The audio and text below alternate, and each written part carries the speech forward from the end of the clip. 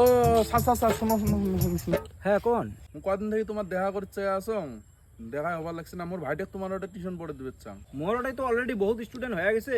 মুই ফির বেশি ছাত্র পড়াং না, মানে বেশি ছাত্র পড়াইলে কি হয়, পাঁচ পাকের যায় যায় বসে উমের বুঝতে অসুবিধা হয়।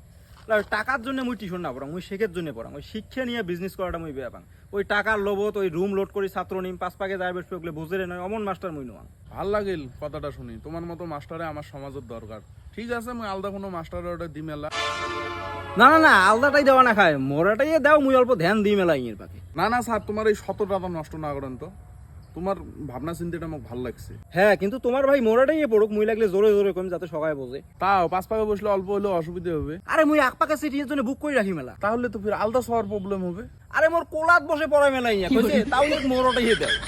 না না না মোর বাড়ির থাকা বিছনা এখানে আনি তুমি একদম থাকি থাকি আরামসে করবে, তাও মোরাটাই দেও বাড়ে। না স্যার, বুঝো অল্প